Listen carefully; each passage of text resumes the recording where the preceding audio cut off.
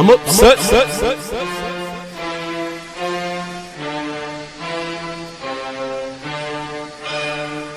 Come at it.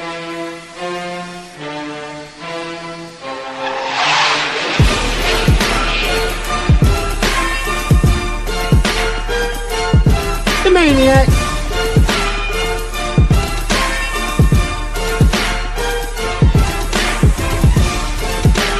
Good evening, good people. It is I, the Maze Madman.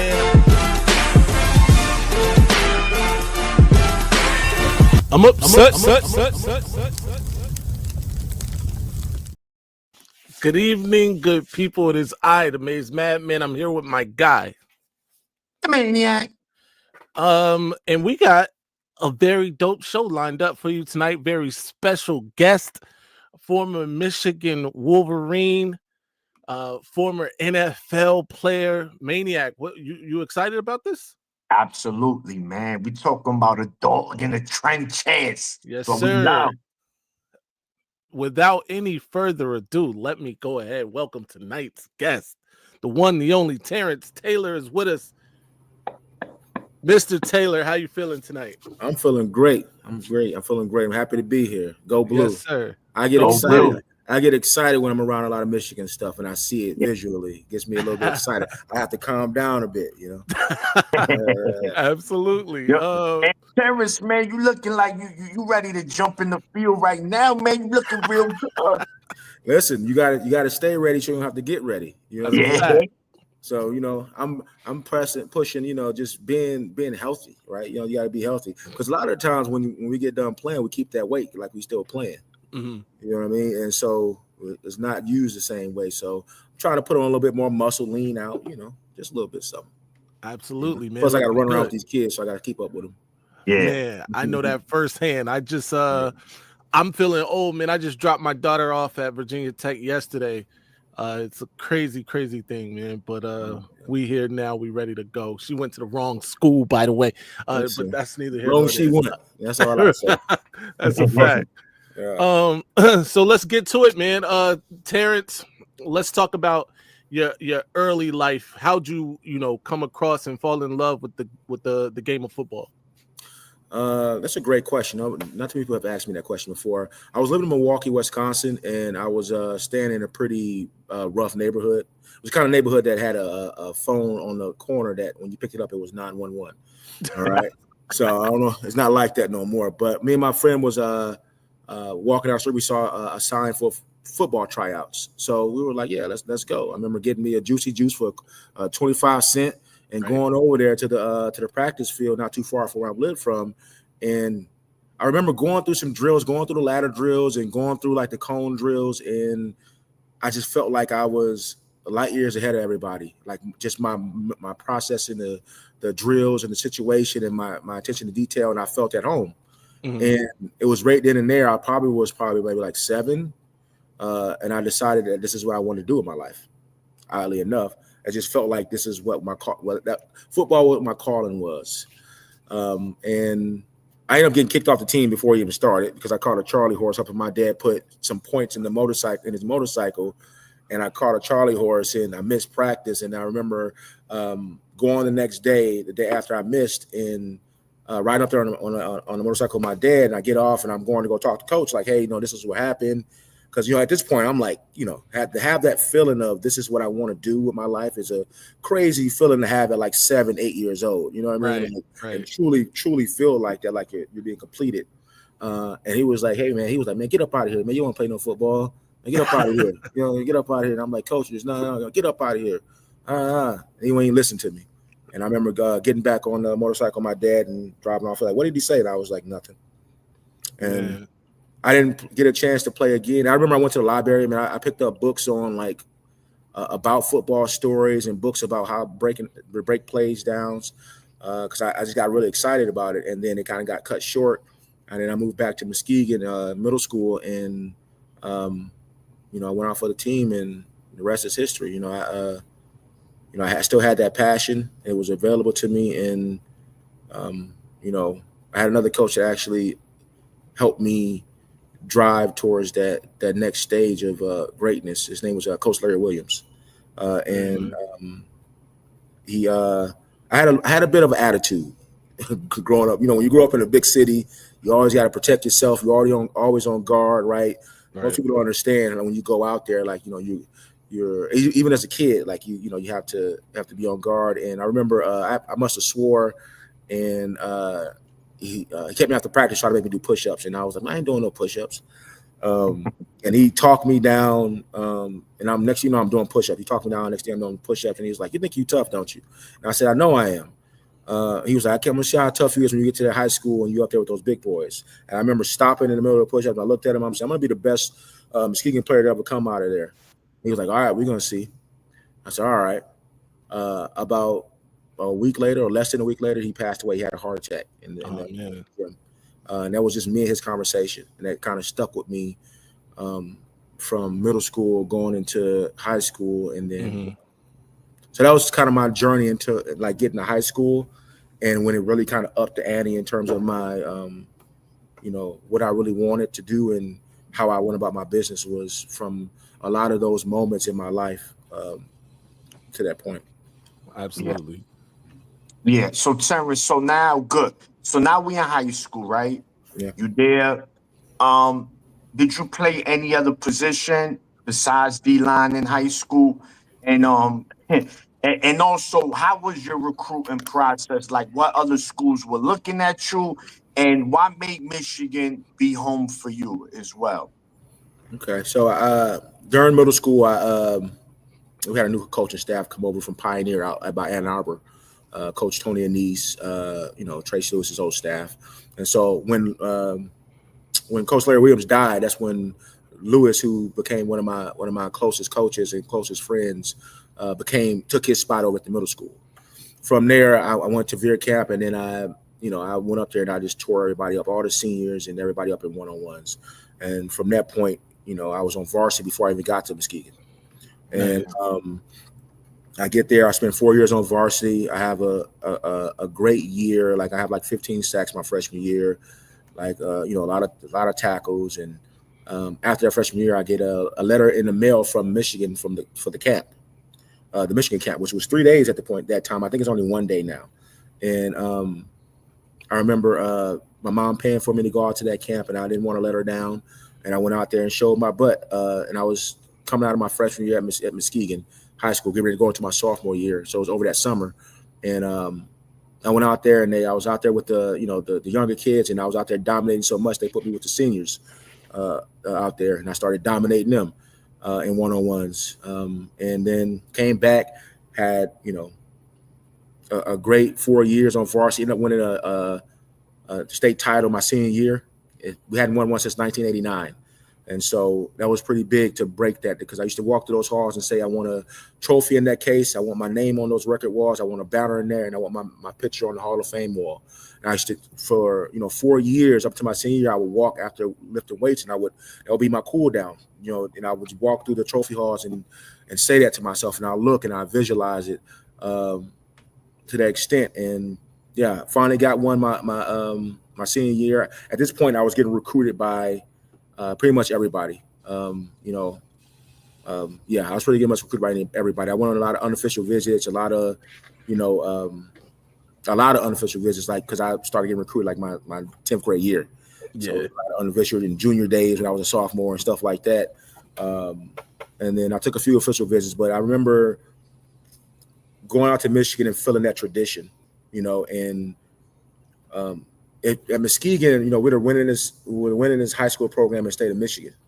And it's a lot of tradition. And when I used to walk down those halls and see those leather helmets, and that's why, those dusty trophies and those names from 18 such and such, and I felt like I was part of something bigger than myself. And I had the same feeling when I went out to Michigan, when I would walk through Schembechler Hall and I would look at these pictures and I listen to the history and stuff like that. And it always intrigued me, because I wanted to put my stamp in there. If I could do this, then, anything kind of possible, because, how many people come through here and don't put their stamp on anything, right? At Muskegon and college. But I had a great 4 years at Muskegon. I won a state title in football. Then I went and won a state, right after we won a state title in football, I went and won a state title in wrestling. So that was the first in school history in 150 years. So I broke that.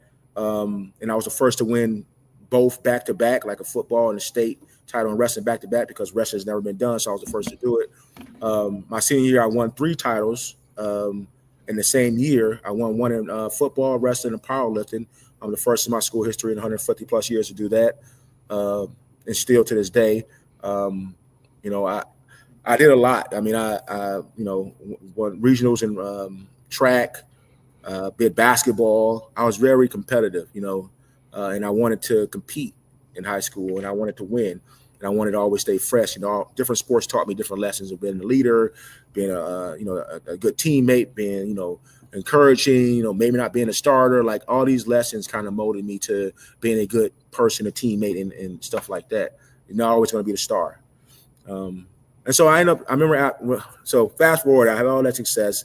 I do all that stuff. And then I remember I'm still kind of not knowing, this is before we went to the state championship. I go out to a Michigan game and playing Wisconsin. And mind you, I went out to Wisconsin for a junior day, and I go out there, me and my mom, and we're standing around and nobody comes to talk to me. Right? I'm out there for like 2-3 hours, like just standing there, no coaches, no one. Now they've been blowing my phone up. They've been sending me letters, you know, they didn't told me to come out. You know, my mom was like, answer these phones, and we drive out to Wisconsin. No one talks to me. So then I get back home, and the coaches call me, like, hey, man, I wish you could have made it out. I'm like, Coach, I was there. Wow. Instantly took him off the board and they put you know, a bad taste in my mouth. But I remember I was at the Michigan game, and that year, Michigan lost like 33-0 or 33 to something. And I remember I was at that game, and I remember walking up the tunnel, and Wisconsin player was like, we still got scholarships at Wisconsin, like yelling down back to the recruits walking up. And that just put a fire. I mean, I remember going up to Coach Carr's office afterwards, and he was like, you know, when you gonna commit? I said, how about today? And I didn't lose to Wisconsin again. Nice. That's what's up. I like that. Speaking of, because you had this interesting time at Michigan, right, where you were recruited by Coach Lloyd Carr, legendary Lloyd Carr, and then you know, obviously he transitions out, and you get we had the time with Rich Rod there. I thought we wiped that from history. Are we still talking about that? we got to talk about it. We got to talk about it. Now listen, I set a lot of like historic records in high school. I didn't mean to be the first team to not go to a bowl game in college at the University of Michigan. You know what I mean? You know, and things of that sort, going 3-7. You know, but that transition, I remember going into my senior year and just thinking either this is gonna, should I leave? Should I stay? But then I had so much loyalty to Michigan, like, you know, just that tradition. I didn't want to leave Michigan high and dry in a transition. I felt like I had unfinished business. You know, I could have left. We just came off of beating, you know, Florida and Tebow in the Capital One Bowl. I had a pretty good game. I'm up for defensive awards, but I just couldn't. In my heart, which is probably wasn't the best choice. I couldn't leave, and so I stayed, and it went the total opposite way. It went bad, and just had a coaching staff in there that didn't respect tradition, and that's just the honest truth. You know what I mean? Like, you can't put on the Michigan shirt, pants, and shoes, and all of a sudden you're Michigan. It's in here. Yeah. All right. And you learn that as you over the years at Michigan. When you come in as a freshman, you're not a Michigan man yet. You got to earn that over those summer training, those rough workouts, and then getting out there and competing, right? And you earn that. You just don't come in like that in your first year. And and coming into Michigan, Terrace, right? 05, 06, 07. You played with guys like Lamar Woodley, Alan Branch, you know, a lot of big time players, man. You know, how was it, you know, in your growing process, those guys were to you, you know, in the defensive line room, guys like Woodley, Branch, you know, how did they help you transition to the player, you know, help you out with your game? My transition to college it was just getting adjusted. You know what I mean? I'm a competitor. I've always been a competitor. And this is the guy I taught to shoot. This is not, I've always been a competitor, and it doesn't matter what stage, I try to lift my game to that stage. And I remember it was during camp, and I wasn't getting a lot of reps. This is my freshman year. And so Coach Terry Malone was the offensive coordinator at the time. He ended up leaving, going to NFL the next year, I think.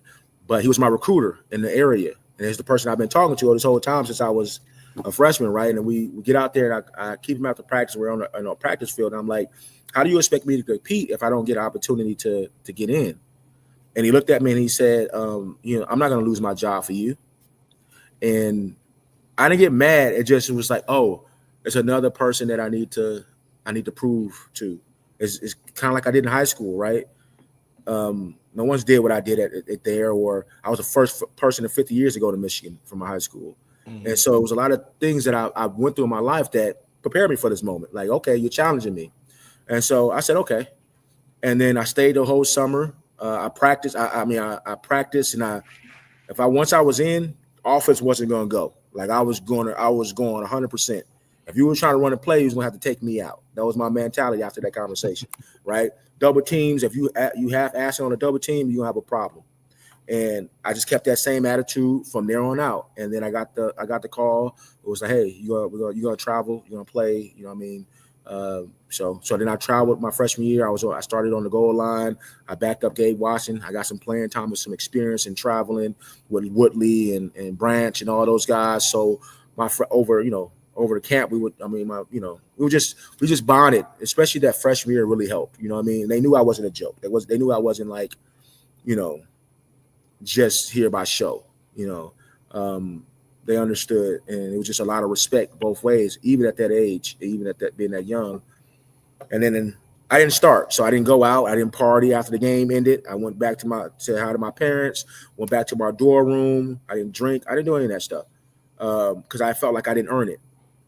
The first year goes by, the summertime comes, I stay in Ann Arbor and I just train the whole off season, like until we had to come back to camp. I just trained and I ran and stuff. So when we came back to camp, I was ready to go. And then I earned that starting job with Woodley and them, and that's when we became, the number one rush defense and number 2 in the nation, Ohio State number 1. That's how that all kind of came about. I remember sitting in the hot tub with Woodley and Branch and them during tour days, and I'm telling them what worked for me in high school. I'm like, listen, man, if we're all on the same page, thinking back is funny, right? This high school kid telling me, right? And I'm like, listen, but I was dead serious. I'm like, listen, man. We had knowing you guys and seeing over the last year, seeing what we were doing, I was like, man, we could be special on defense. And I was telling Branch and Whitley, we were sitting in the hot tub, and I'm like, if we all on the same page, if we got the same fire, man, we can do this. And from there, me and Branch, we just all became really, really close. Over the summer, we would just cause havoc at practice, just cause together. We were always together. We would be rapping during the timeout to the ref over the ball. We was having fun out there. And we had, Coach English, who was a dog as a defensive coordinator. He had that mentality, and we already had that mentality deep inside us, but he brought it out in us, And then they leave, going to the junior year, ranked pretty high, and we lose to App State. So that's what I also wanted to get to, Terrace. Unfortunately, I didn't want to bring these memories. I know you did. Not only you want the juicy facts. Come on. I know. Yeah. So it's not only for I can imagine for us fans, it was like horrible. I can imagine for the players. So in 2006, you're part of one of the biggest Ohio State Michigan games ever. The game of the century, 1 versus 2. First time. Yeah. How was it? So this is going to kind of be like a 2 question. How was it going into that game and after? And then the same thing for App State. The first game of the next season, ranked high. App State comes into the big house. Did you guys overlook these guys? How did you guys get together afterwards, after that App game? So with the 1 versus 2, like it was when you're in it, like you don't really the motion lights are going off, but you really don't you don't really live in the moment as the fans, right? Mm-hmm. Like you're so locked in on practice, you're so locked in on what the game plan is. You're not really watching. Well, me personally, I wasn't watching too much in the news. And so how big it was, how everybody was talking about it, how it was the hot, I knew it was big as Ohio State, right? We're number 2, number 1, so I know it's a big game. But from the outside looking in, we didn't feel that. I didn't feel that, in terms of until actually watching the build up of the game and watching the news and stuff afterwards. and that was an experience, right? You know, Bo died. He came and talked to us, and he died right before we left. Literally, as we were leaving Schembecker Hall, they told us he died, and then we got on the bus, right? And it was a you know, like he talked to us the day before, and it was a lot, but it was an experience. We went out there and we came up short, you know. After you go out there, you get bad calls, but we definitely could have played better. But it was a game, you know. It was a game, and it's a great memory to be in that environment and to be a part of something like that. You know what I mean? Absolutely. Now the App State. Go ahead. Oh no. Go ahead. Finish that. You're like, yeah, get to that one. Yeah. So going after, you know, we doing all that. We ended up losing the USC in the Rose Bowl, if you guys remember. That was the last time we went to the Rose Bowl before Michigan did and beat Alabama. That was the last time. Right. Okay, real quick, Terrence. I don't want to cut you off, but I need to ask: is it a letdown, right? Coming off of that Ohio State game, going into that Rose Bowl against USC, when you know you guys could have been playing Florida in the Natty for the national championship. Let's talk about it. Yes. We wanted. So if you remember correctly, they were talking about us playing again in the national championship game. Right. It wouldn't have been Florida. It would have been them again. Yeah. They were talking about us. We were the best team in the nation, and we should play again because it was a close game. Right. Now, before the playoff bracket thing that they have now, that probably would have happened because it happens with Georgia and Alabama, right? But then they were still hating on Michigan, hating on, you know, and D-Rod and Ohio State. And so it was like, they can't. And the coaches in the Big Ten were voting against us. So regardless, it was like, you know, we want to get another shot at them, right? We felt like we wanted to get another shot, and we didn't get that shot. So it was kind of disappointing. But by the time we got out to California, you know, we kind of moved on to USC. Yeah. And I had a feeling they was going to go there and get their boots smoked by Florida. And we went out to California, and it was a fight, but they had what was it? Wide receiver name? Was it Megatron? No, who was it? That wasn't Megatron. No, it was Mike. Is that Mike? They had the big wide receiver. I forget his name. Garrett, number 8. No, number 1, Williams. Right. Yeah, Williams. Right. Mike Williams. Williams. He was putting in work on one of our DBs. I'm not saying no names. Yeah. Leon Hall. I'm going to say it. Leon Hall, man. That's my man. Hold on, let me get this light real quick. I'm sorry. All right, I got you. Maniac calling out names. Hey, hit the like button and share this with your friends and family if you haven't already. Also, shout out to Mr. Bruce Wayne. He became a member. You should become a member. So, and that game is just, you know, we were fighting, and it's kind of, I mean, that man was just scoring at will, and so, you know, that game went like that. So it was just more like, you know, you move on, especially at my age. You know, it wasn't my last year, and I felt like I had another opportunity to do it again. I had to taste in my mouth, and being 4 years on varsity in high school, I've been there. I spent 3 years of watching seniors cry at the end, and I said I didn't want to do that. So my senior year was important. Like, it was the kind of build up. But I mean, yeah, that sucked. We wanted to play them again, but we knew we weren't going to get a chance because how much people just dislike Michigan. Like, they're kind of out it now. And you can kind of see it for public. Like, even when he won a national championship, they still got something bad to say. But then we go into the next year. We're over the summer, and we just, like, I remember me, Tim, and a couple of defensive linemen that were returning, and was just saying, like, you know, certain people in the backfield, linebackers, shouldn't be back there. They look good, but you know when you play with somebody, you can be the most muscled up person and 6'6", and you could be soft as Charmin.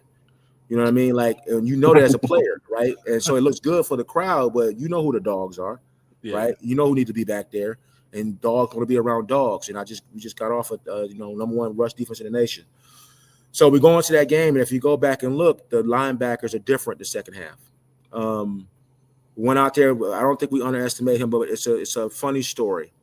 Coach Carr said not too long before that, we were in the meeting room. He said it's going to come a day where a smaller school is going to be the bigger school. And I'm paraphrasing here. Smaller school is going to be the bigger school. And I pray that me nor you are here for that. He said that prior to, like, it was like a year prior to, or I can't remember what it was prior to that. And that was devastating, man, when Crable stepped the wrong way, not just putting it on him. We all didn't do a great job, but it was devastating, right? Because you come off that, and now You just lost to App State after being the number 2 team in the nation, you know, the hottest thing smoking, you know, and coming into, I think we were ranked in the top 5 going into the season. Yeah. So obviously it's embarrassing, right? And you understand as a Michigan player, you know, when Michigan is on the schedule, anybody, that's the biggest game of their season. I don't care who you are, Alabama, Georgia, whoever. If Michigan's on that schedule, that's the biggest game of your season on that schedule. And you have to have that mentality. And we fell short. And I didn't watch commercial ESPN for years because of that. They made a commercial out of that. They put me in the front of the paper because I was on the sideline with my head down like that, and that was the front paper. You know, when they played them again years later, I was still on there like that. And you know, I had so many interviews. They wrote a book on it. I had a reporter call me to ask me the same question you did. You know, did you ever go look them? You know, what happened? You know, they were trying to do a story and a series on it. We just, you know, things just wasn't in place, and you know, we didn't do what we needed to do, and then we go and lose to Oregon next, right? Now you go from that. Now you 0-2, right? And now things look a little different around town. Things look a little different around with the coach. You know, it's a little bit more somber. So you go from the highs of being undefeated, right, number 2 in the nation, to losing your first 2 games to Appalachian State and Oregon. Right. So it was as a junior, you know, to experience that was an experience, and then the coaches put it on you. You know, it's your fault that this happened. You know what I mean? As a leader, right? And so we fought back. And we ended up beating Florida in the Capital One Bowl that year. And the mentality was that, you know, this is Michigan. We're not going to give up. Wherever we are now, we're going to work from there. And so end up beating them in the Capital One Bowl. And Rich Rod was there on the sideline because Coach Carr was leaving. And you know how that went after that, you know. So, yeah. I want to listen. You don't have to say any names, or you don't have to dig deep if you don't want to. You don't feel comfortable doing that. But there have been some rumors around that transition, right? The Lloyd Carr to Rich Rod transition, and we wouldn't be doing our duty if we didn't ask these questions. There are rumors, though, that a certain coach kind of handcuffed the other coach with politics, if you will, at the top. Do you know anything about that, or is that true even? To your knowledge, you sparing names? Who was the coach? Right. I mean, what are you doing? Let's do it. All right. Lloyd Carr. You're gonna ask me a question. Ask me a question. Yeah. All right. Let's do it. So the rumors are Lloyd Carr didn't exactly help Rich Rod, and even may have hindered him to a certain degree during that transition. What do you say about that? You got the head coaching job. You getting millions. As to be the head coach at University of Michigan. What more help? You have to bring in your whole coaching staff from Virginia. What more help? How could he hinder you? You're already in there. Right. I didn't see that. I saw a coach bringing in coaching staffs that didn't know where they were. This is not Virginia. This is Michigan. And if you don't understand how big Michigan is, then you don't know Michigan. If you don't understand the fan base here and the excellence that you don't understand Michigan. Right, like you don't understand it. This is the one Virginia Tech, and they came in there with that mind. They'll run spread. I mean, my defensive line coach was a wide receiver coach at West Virginia. Like he was a defensive line coach. This is Michigan. I just got Steve Strickland, one of the best D-line coaches I've had in my life. To that, you know what I mean? Like you had, like it was just it was weird. Yeah. Right. And trying to give us speeches in the locker room before the game to hype us up. This is Michigan. If you can't get hype. Sit in that locker room and the hype started when you come out that door, you hit that, and you start walking down that tunnel, right? And you start breaching that tunnel, and those fans, you never experienced this before. You don't need somebody like, we're going to win this game. You don't need that at Michigan. This whole situation is hype.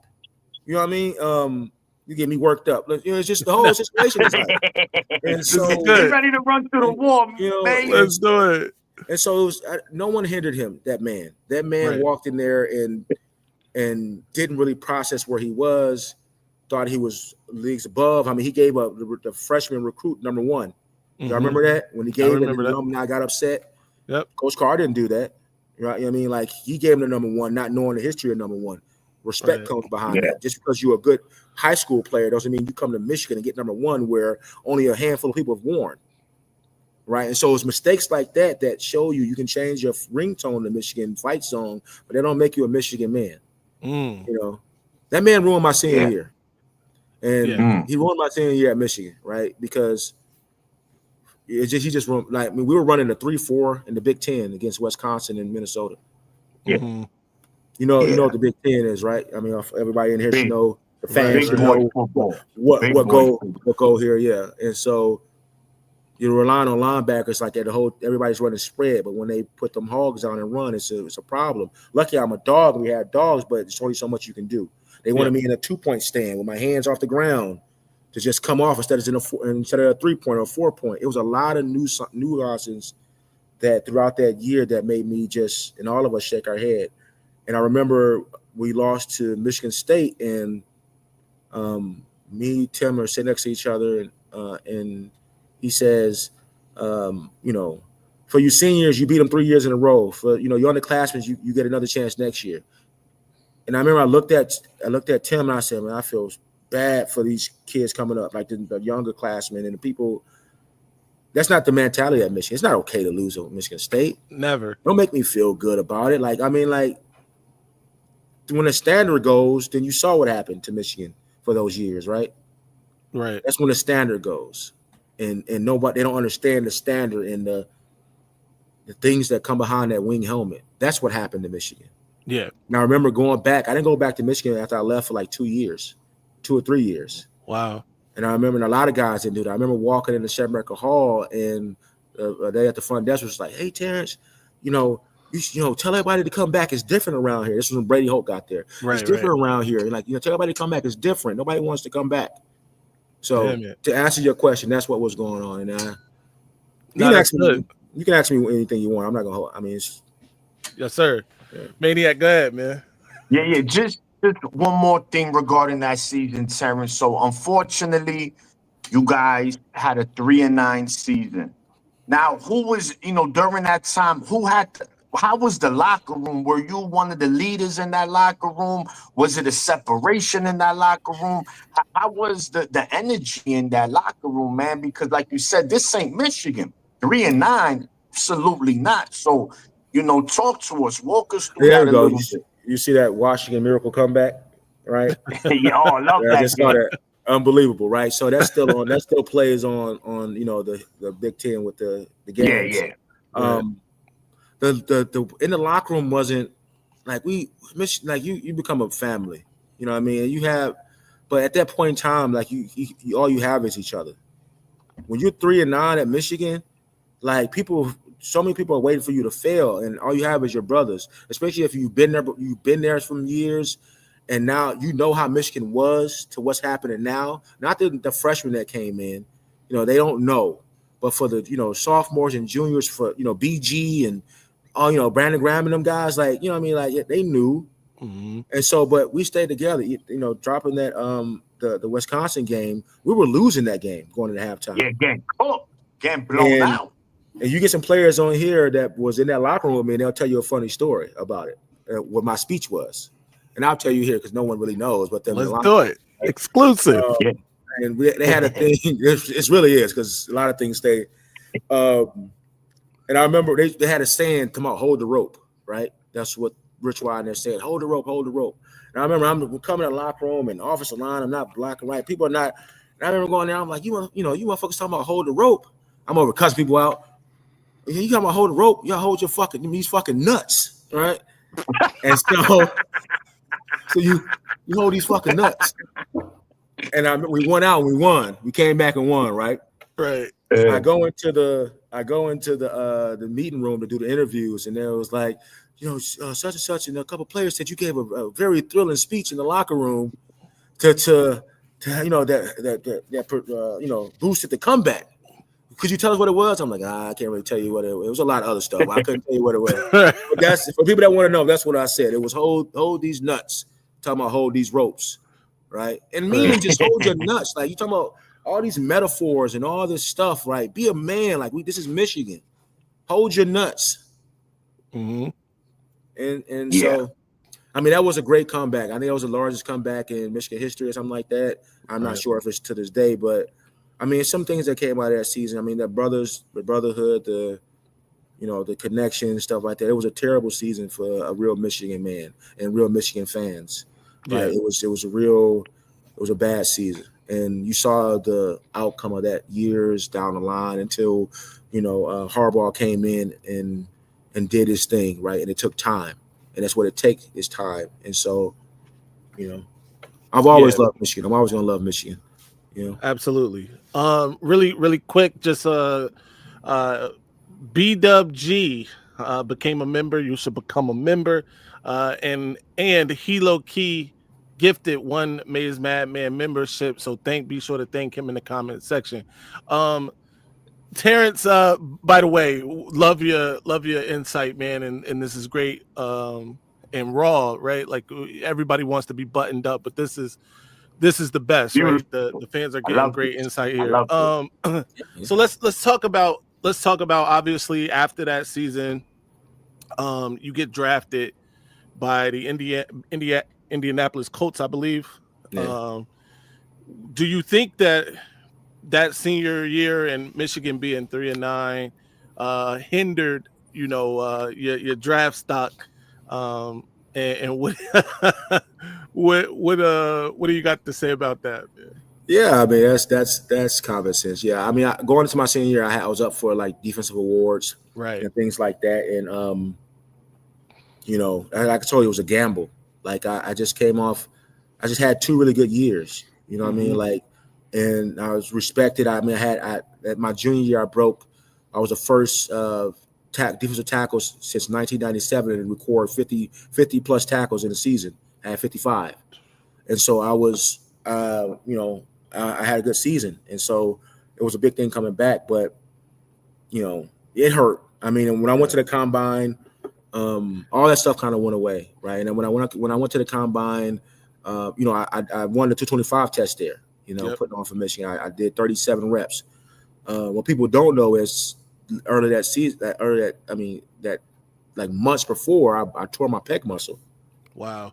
Messing around in the weight room with the guys and not warming up, hitting 315 for sets of 10, and I ripped my pec muscle. Came back for that. So when I did that 225 test, man, I was, even training for that was I don't know, I felt weird about it, but I went out there and I did that, right, and I put myself on display, and you talk to coaches, and they ask you the production you had your junior year, why didn't you have the production in senior year? And they teach you when you go into, you're training for the combine, how to answer them, do the interviews and stuff like that. They don't want to hear excuses. They want to hear you say, "Oh, the coaches put me in a 3-4. They wanted me in a 2-point with my hands up." I mean, like they had people behind me that it's just like you can't say none of that stuff, right? You know what I mean? Like you just say, "Hey, I just didn't perform like I needed to, and there's things I could have did better." And they don't want to hear excuses. They don't want to hear the truth. You know what I mean? No one wants to hear the truth. They just want, even when it's the truth, you can still tell things that you can improve on. But I mean, I ended up getting drafted to the Colts in the 4th round, and it was kind of a fit. But like I remember, they were more of a pass rusher coming from the Big Ten. I did a lot of pass rush, but I didn't do that too much pass rush, right? And I just remember the difference in the NFL to college was just the brotherhood, right? I mean? Like you have a wife and kids, so you go home after practice, right? It's not a lot of team like that kind of building that it's a business now, right? And more so of a business now up front. And so it was kind of a adjustment. I remember being in the team room, defensive team room, and I said, "Hey, coach, can I get a playbook? I just want to, because I wanted to go over the plays, so I had him." And he's just, "Everybody, Taylor wants a playbook. You just sit there and you just wait for, It was stuff like that. It was a lot of things in that, but no excuses to the things, the opportunities that you get, what I mean? But it was definitely a transition.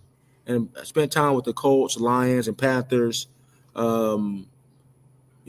to play with some guys and end up transferring over to the AFL for the kind of rest of my year for that 11-year career that I had. And through it all, just kind of remain a dog. I've always been that kind of player. I'm not, just giving myself my flowers. I've always been that kind of player of just being a dog, no matter what stage I was on. Put me in the right situation, and I can show you. And so I had a great career. I met a lot of guys and great friends to this day, and just a lot of relationships and a lot of great memories, and a lot of lessons, right? So now what I do now is train kids and help them, excel in their sport, but not just in their sport, in their life. And I could teach them about my successes and my failures, right? And so that was one of the biggest things growing up, that I had people around me that told me about their failures and about their success, and also given opportunities. And so kind of all came full circle for me. You know what I mean? Definitely. Yeah. Maniac, what you got? Yeah, no, man, and that's great experience, Terrence, because you could talk about both sides of the coin, right? These are my successes, these was my failures. But you know what? At the end of the day, I always push forward regardless of the circumstance. And like you had a great career, man. Just because, some people feel like, oh, if you wasn't a Hall of Famer, nah, man. Just the fact that you made an NFL roster, that's hard. That's a kid's dream. Most people don't realize it's 1% that makes it to the NFL. Yeah, bro. So that's beautiful.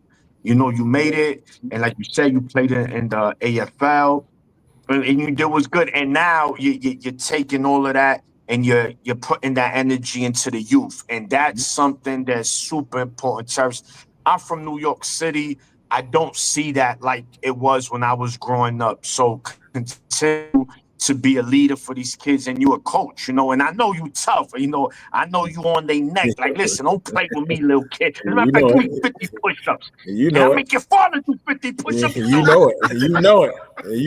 Yeah. Right. You know it. And I think they need that. I mean, it's here's one thing that I understand. I understand what it takes to strive for success, and the sacrifices and the dedication that you have to put in. Like everything that I've done in my life was people telling me that I couldn't do it. When I was in middle school, I had a teacher tell me, we wrote a paper on about just a thing on what we wanted to be when we grow up, do when we grow up. I said I wanted to play in the NFL. This is me coming back from after that experience I told you in Milwaukee. I'm saying this is what I want to do in my life. Now I'm back in Muskegon in middle school, and she brings me my paper back and tells me I need to change this because it's not a realistic dream. Wow. That motivated me, even in middle school. In middle school, I said I wanted to play in the NFL. Everything I did in between that, the records, the history things that I made, from high school to college, to my long professional career was based off that. It was just based off, and there was fights through that of people telling me they didn't believe until it happened. I could never go to a big university because I was told I could never play in a big university because they get kids in there every year and the competition is high. I traveled my freshman year and I played my sophomore year for the next 3 years. Right. And you can tell me what I can't do. I'm going to tell you what I can do, but I'm going to use what you tell me what I can't do for motivation, because the only thing you're doing is fueling me. You're not hurting me.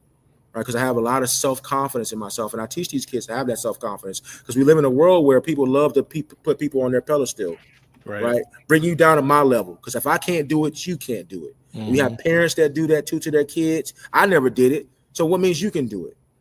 Well, I'm here to tell you, I've done a lot of stuff in my life that's never been done before.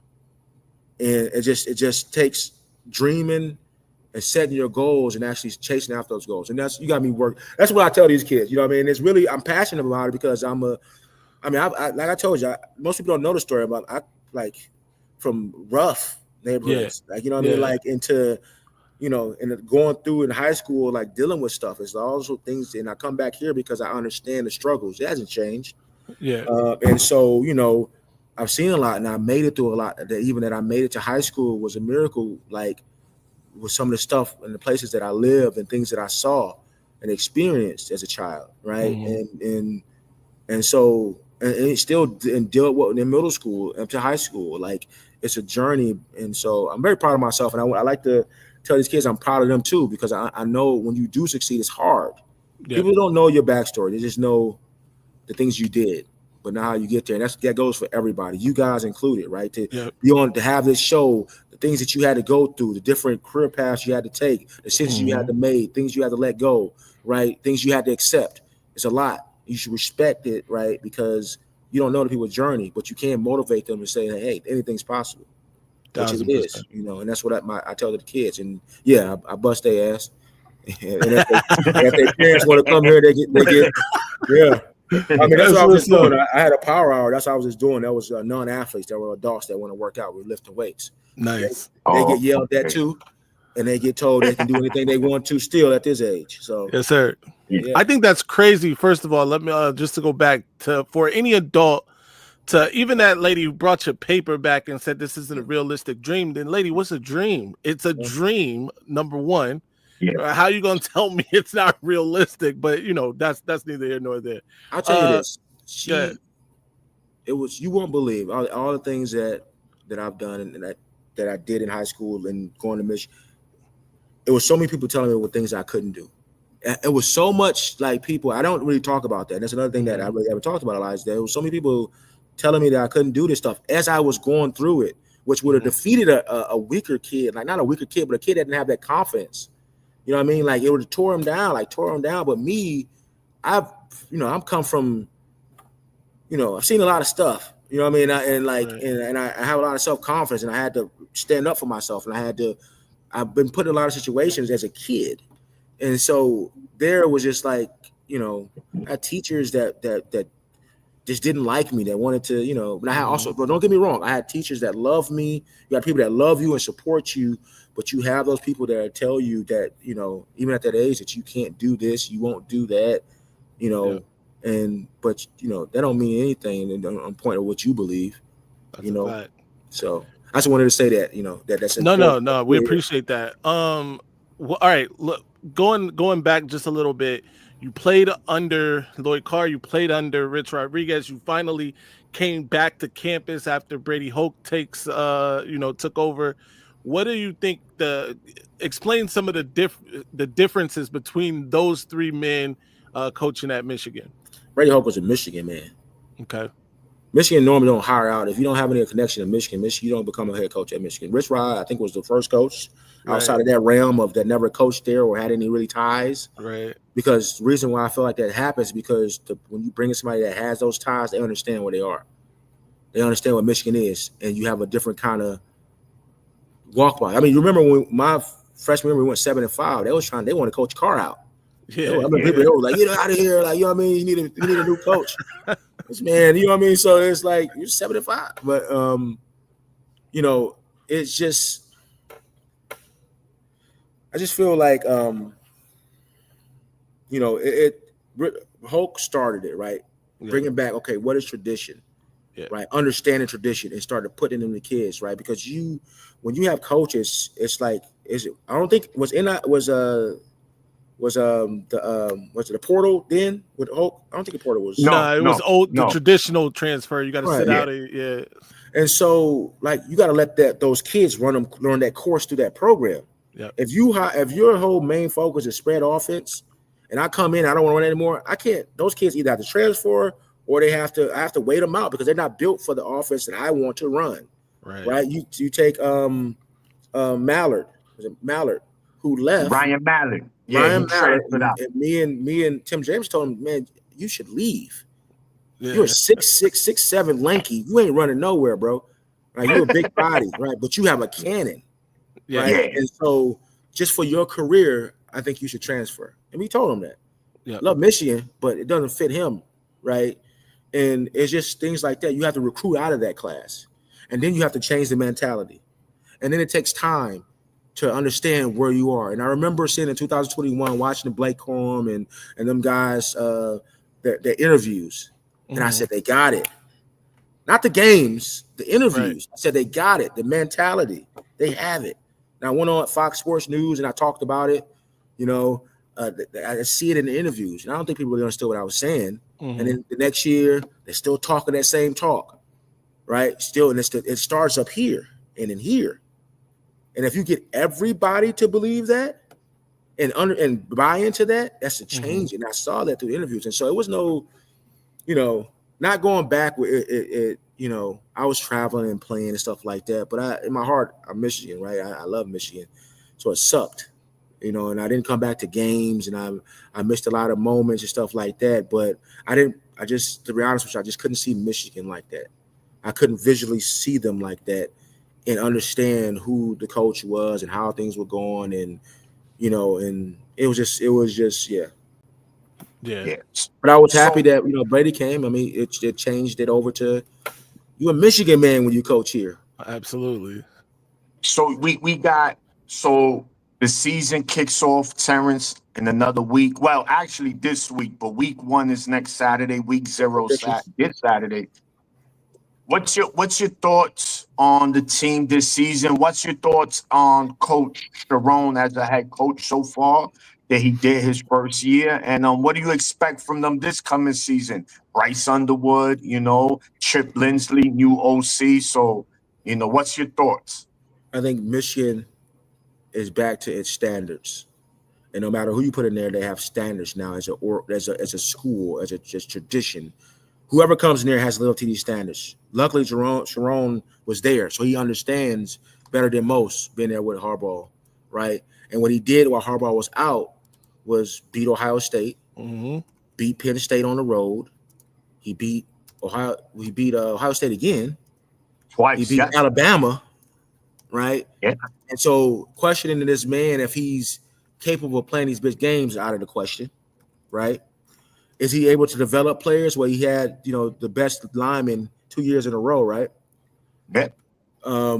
So instead of doubting him, I'm curious. I'm looking forward to seeing what kind of team he brings out. Listening to the talk, watching like a lot of practices and stuff like that that tradition and that mindset is still there, right?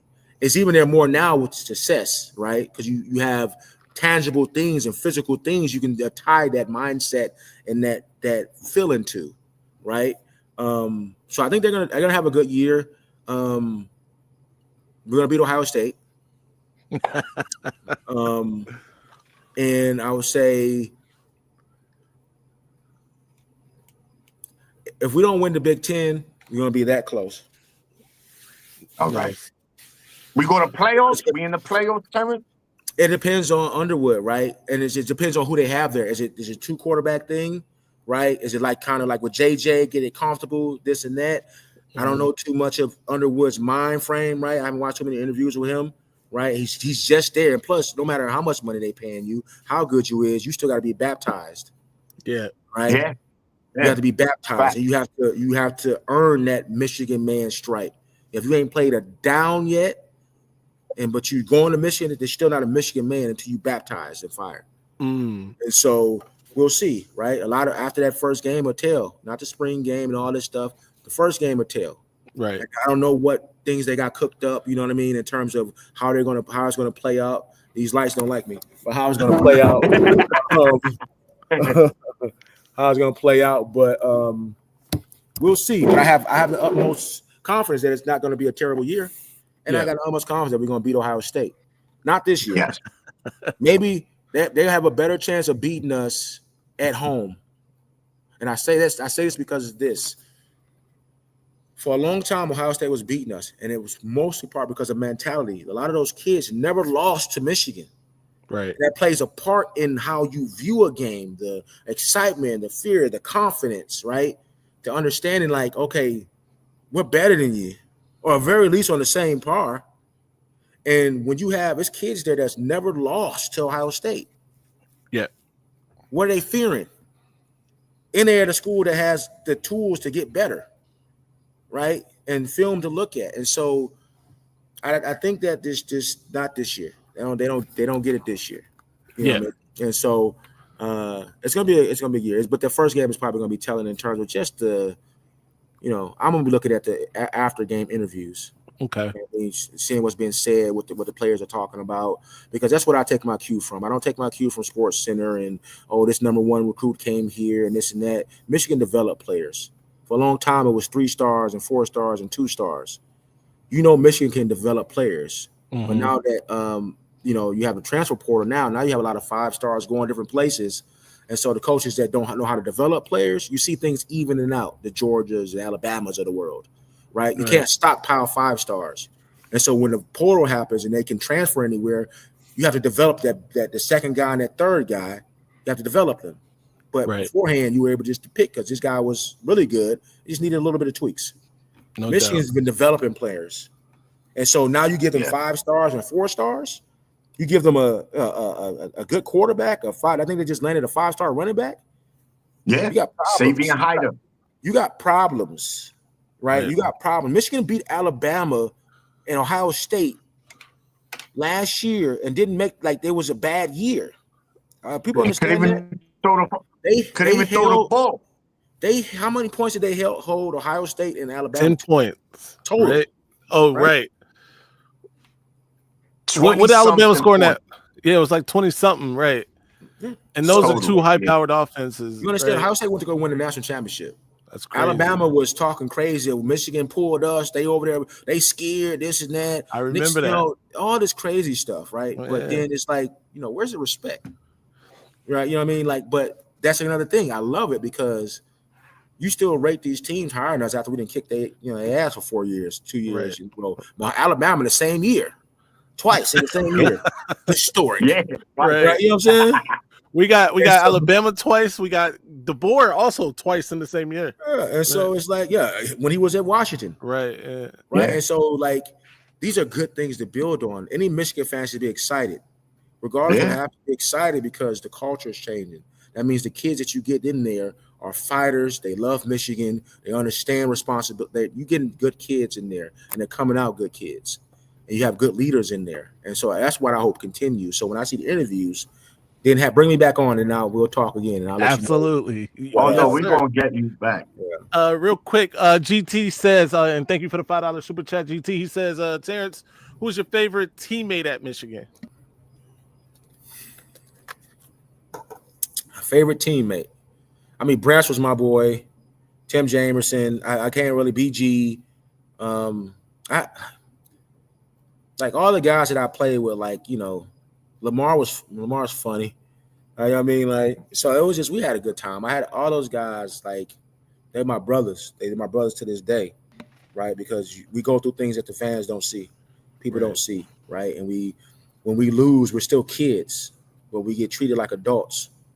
Right, we get bashed on ESPN. We get bashed by fans around the country in Ann Arbor. Right, when you go 3-9, the respect goes down, but you're still a kid, right? And you're still dealing with those emotions, right? And so what you have is each other. People forget that those are kids. Regardless of Bryce Underwood is a kid. He got 10 million, but he's a kid. So when you boo him and call him trash and this and that and all that stuff, he's a kid. You are an adult. These are kids. It's not NFL. Mm-hmm. Give them an opportunity, right? Just say if it's not for him, it's not for him. But a lot of people they really they go overboard. Like, chill out. Like it's a lot to be in that position, to be in 100,000 fans, to have one of the biggest alumni in the world, and there's a lot of pressure. Yep. And for the guys that step up like that and they're still dogs, that's a lot. You know what I mean? Like that speaks to their character. And so, just understand that. Like, you couldn't stand on that stage and perform. Yeah, the couch coaches and the couch players. You could not stand on that stage in front of 100-some thousand and perform in one of the biggest games in the country, or the biggest game in the country. Yep.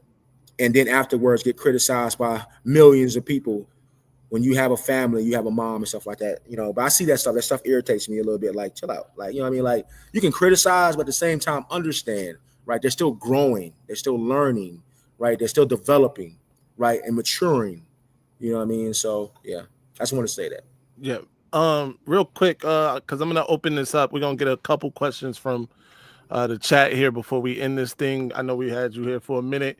You got my lights turning off. I know, right? We done been through 3 light cycles. Y'all see this, friends? Yeah, man, we really appreciate you, man. We want to get it in, but obviously we'll try to get you back too, man. Yeah. But to the chat, I'm gonna drop this in here. First come, first serve. We're gonna take 3 or 4 people. Make it quick. You get 1 question. We got to move on. There it is, though. It's in the chat. That's for you to talk to Terrace. Maniac, what you got? Yeah, man. Terrace, man, that was a great thing you just said regarding their kids, but they get treated like adults, right?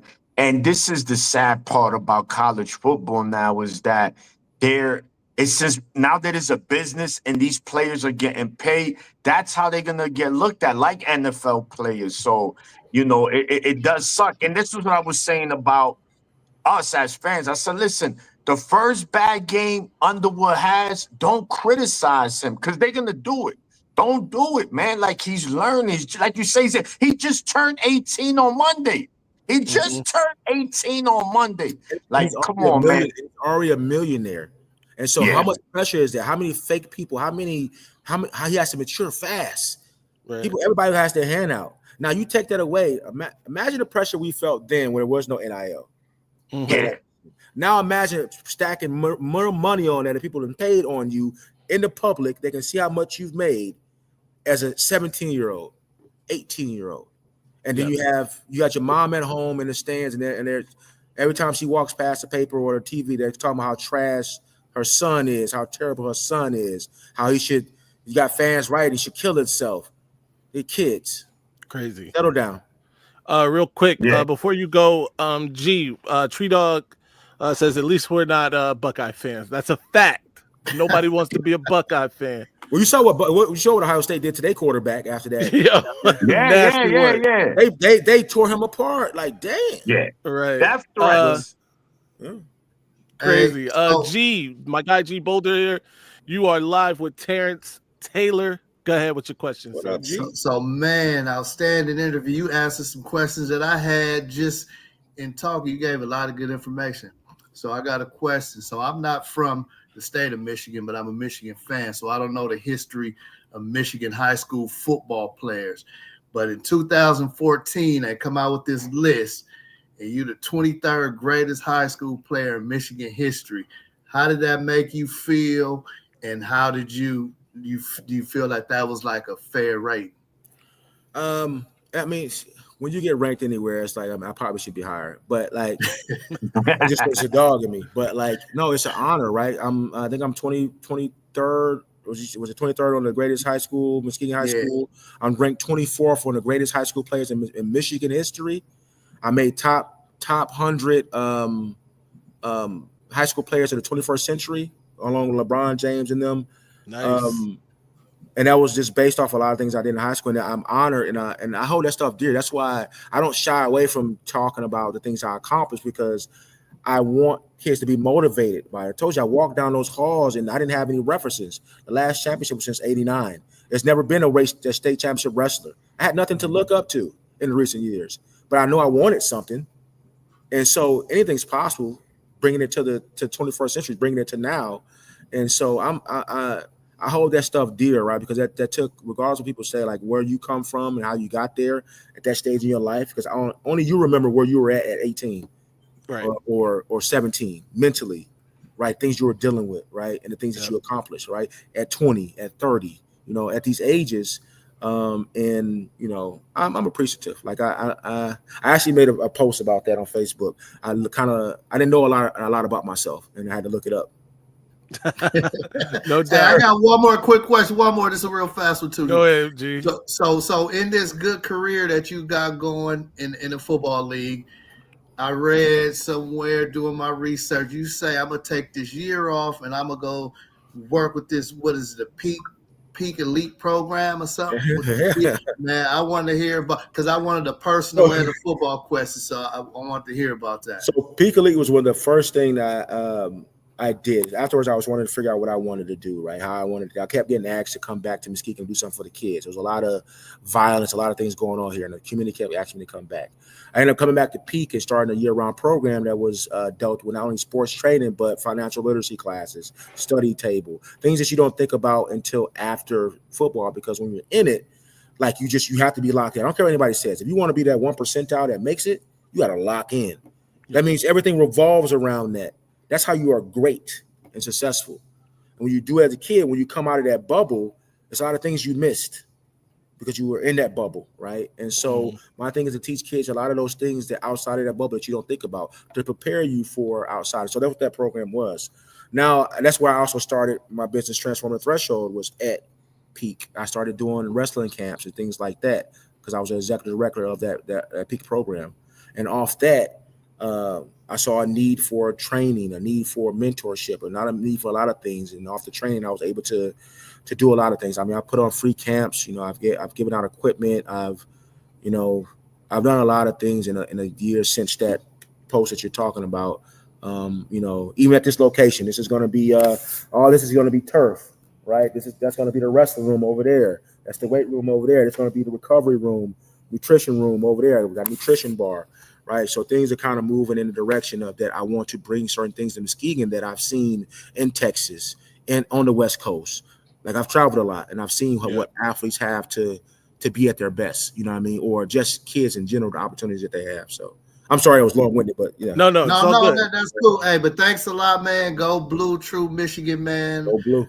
That's my yes, sir.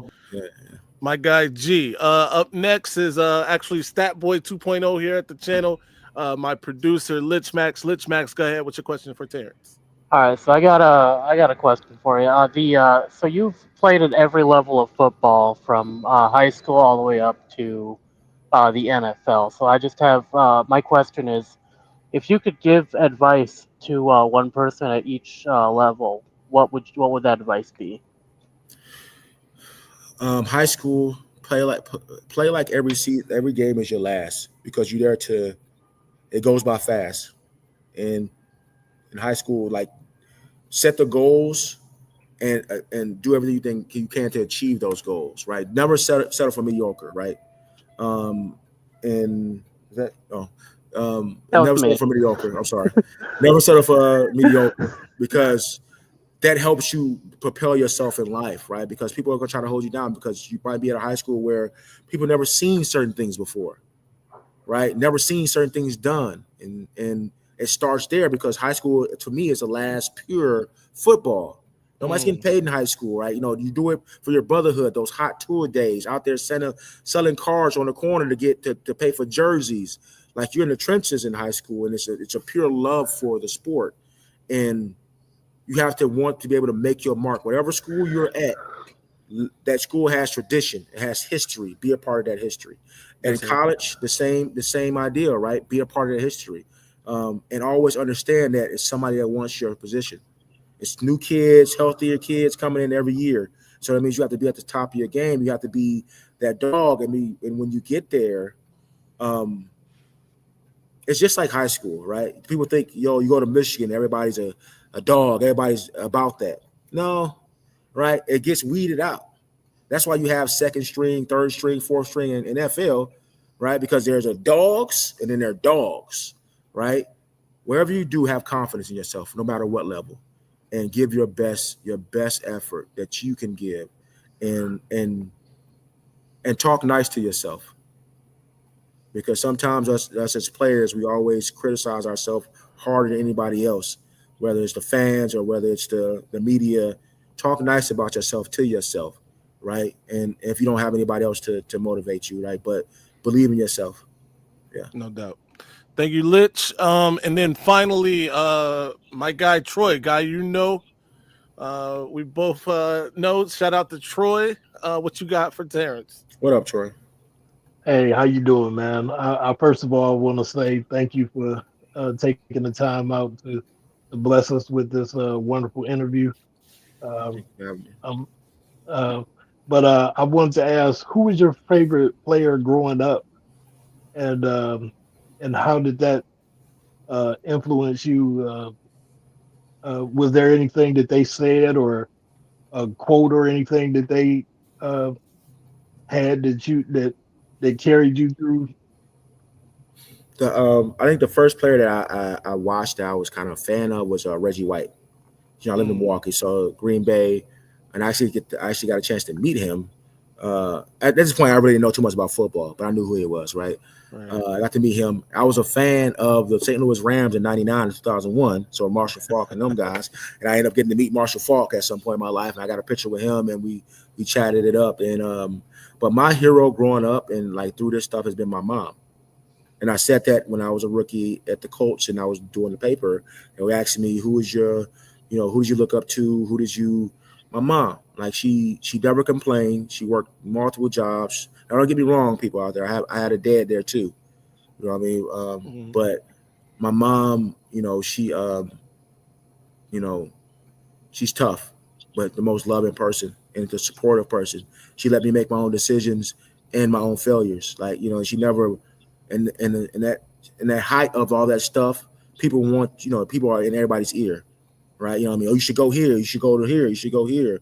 We got this for you. She let me make my own decision, and she supported me, and she never missed a game. And, so that's my hero. That's who I drew inspiration from when I was on that field, wanting to make her proud. And the same thing I did when I was in high school.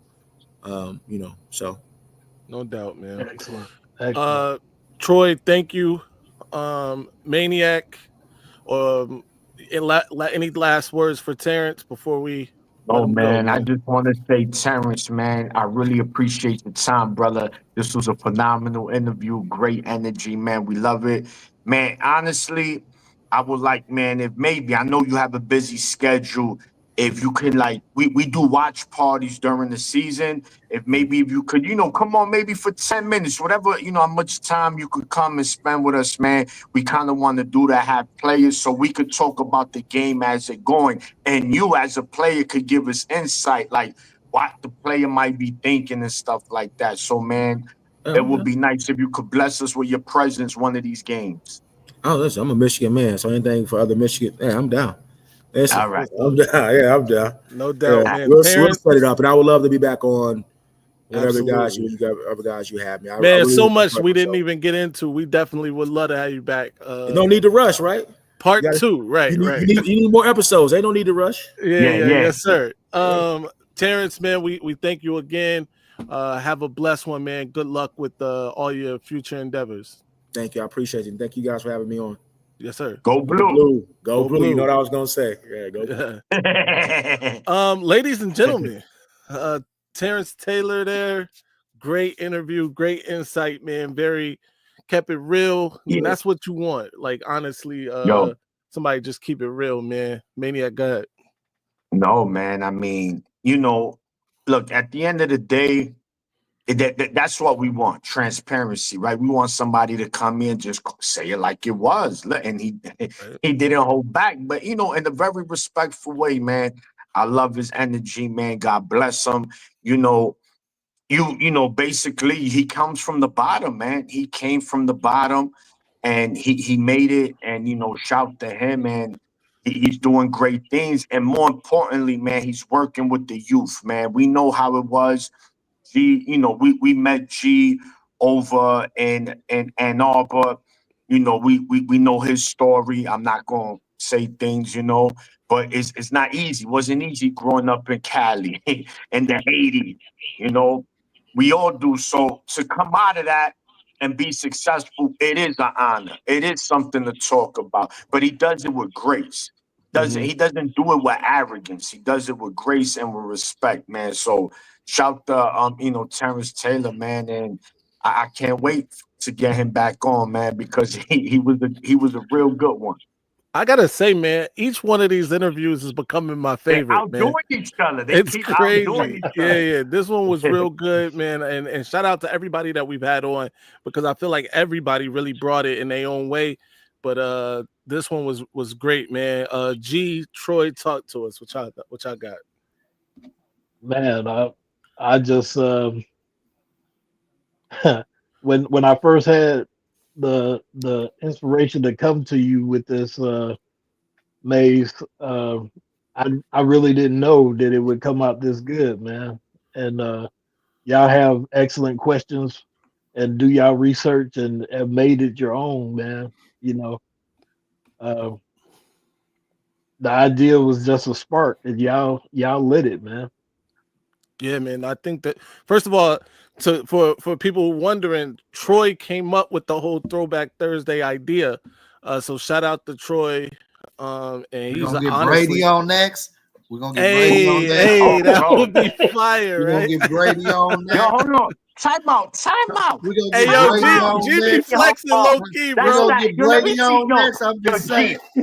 I wanted that. That's that white bucket. They didn't have my size. Oh, they have my size. They didn't want us with the same one. Yo, I'm sick. Yo, that's caliente. Hey, let me tell you something, Maniac. I'm on you, bro. I got an outfit for the next 5 shows already ready. Hat, everything.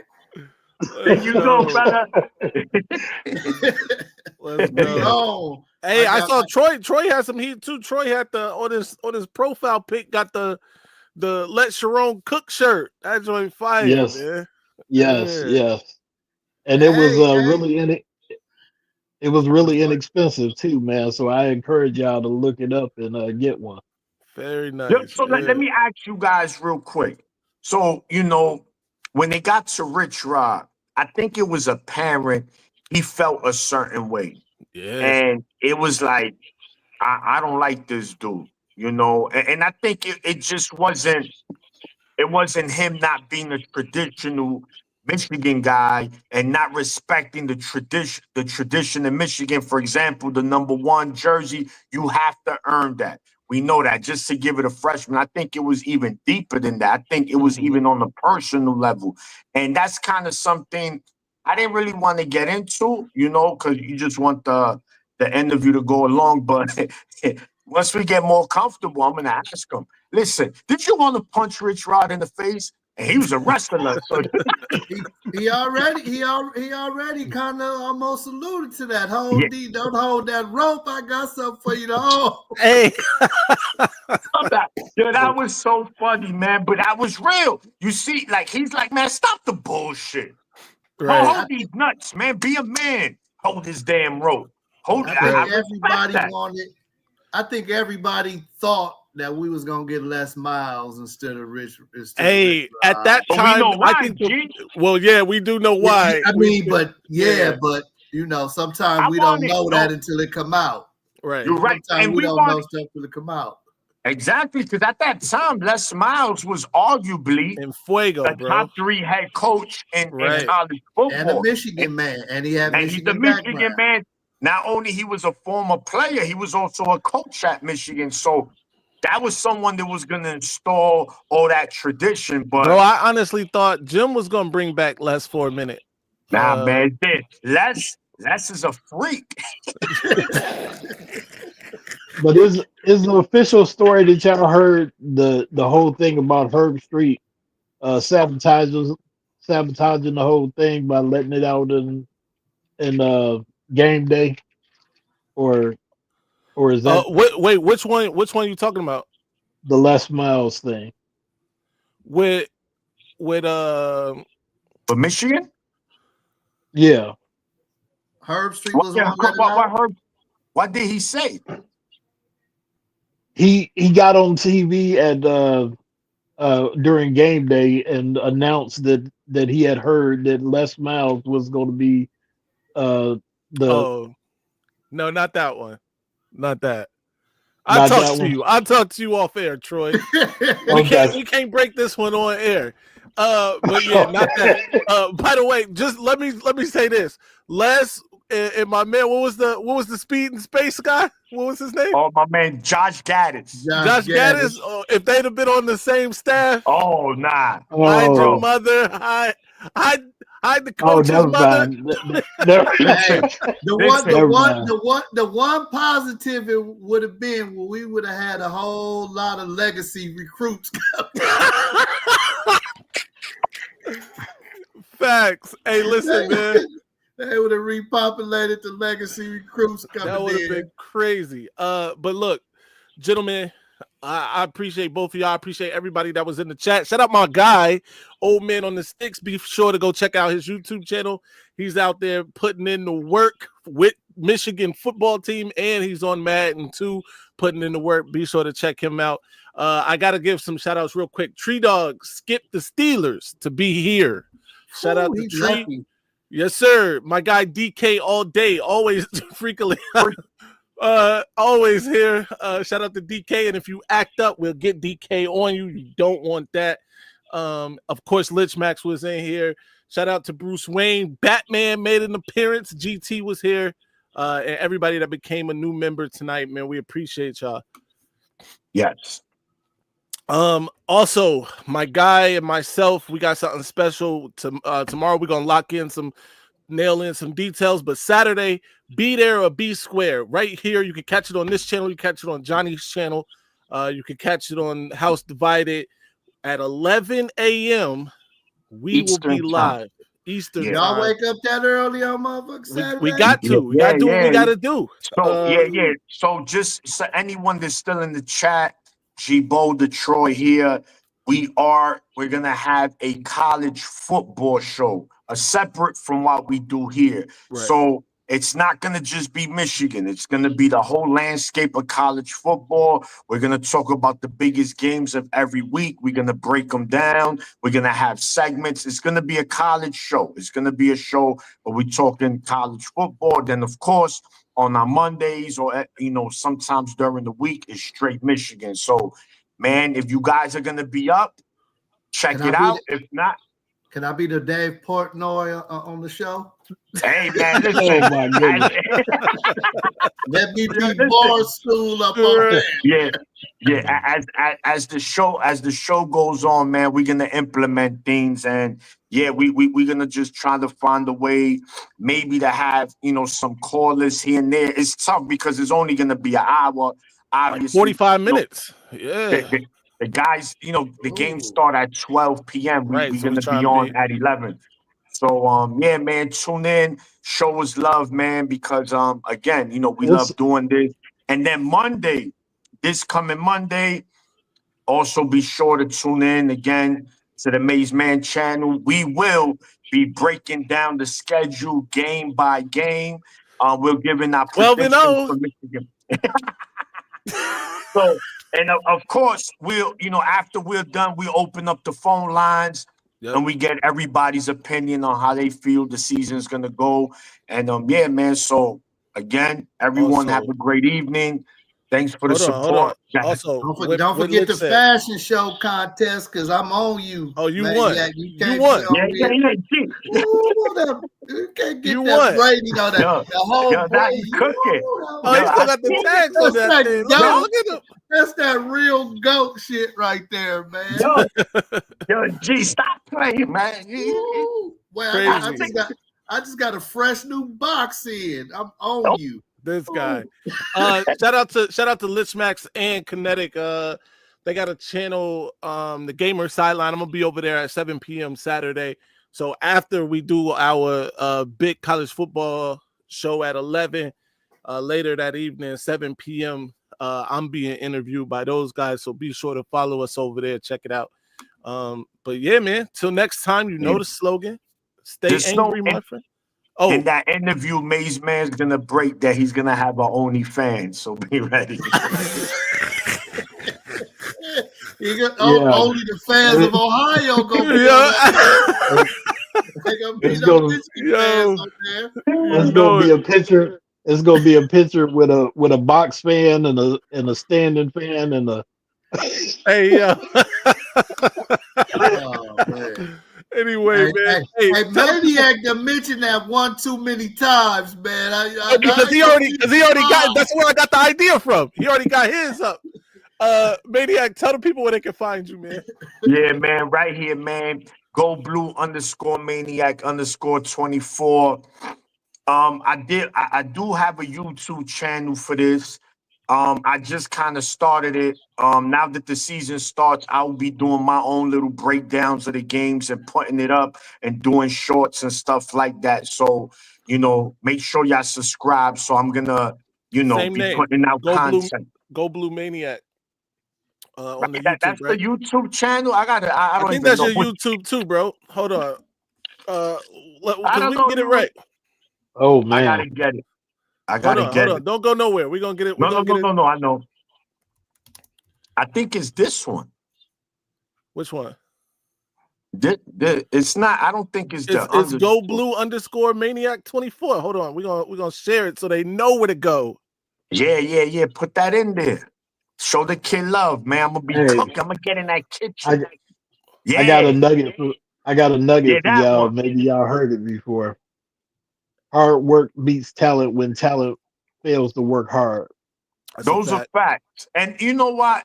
He also made a lot of good points, right? Sometimes in life, we all got stuff going on, and it's whether we got families or not.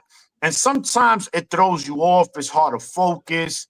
But it's true, man. You got to stay the course.